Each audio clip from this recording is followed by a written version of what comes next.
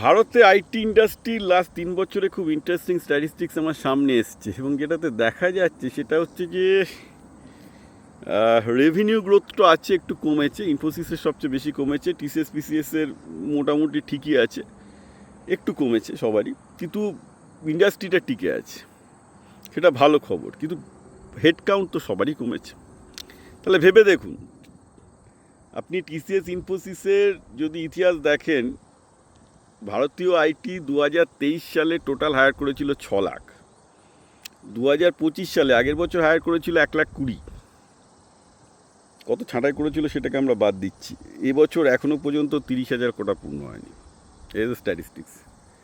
এবং আপনারা দেখতে পাবেন যে ভারতবর্ষের প্রতিটা কোম্পানি তাদের রেভিনিউ বাড়লে কিন্তু জেনারেলি আগে মনে হতো রেভিনিউ বাড়ার সাথে সাথে তাদের হেড কাউন্ট, ম্যান পাওয়ার বাড়ে, সেটা বাড়ছে না। স্ট্যাটিস্টিক্স দেখাচ্ছে তাদের কিন্তু হেড কাউন্ট স্টেডিলি ডিক্লাইনিং, অর্থাৎ রেভিনিউ বাড়ছে কিন্তু হেড কাউন্ট ডিক্লাইনিং।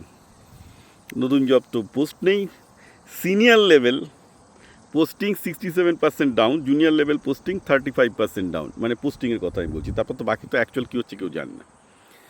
সো আপনি বলুন যে আমি ভয় দেখাচ্ছি, তো লোকে তো আসে না, প্রচুর বামপন্থী আছে, সে বলে ভয় দেখাচ্ছি না।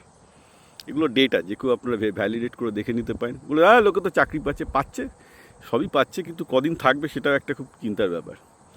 সো ব্যাপারটা হলো এই যে এটাকে একটু ছেড়ে দেওয়ার মতো ব্যাপার নয়, এটাকে দেখতে হবে কী হচ্ছে।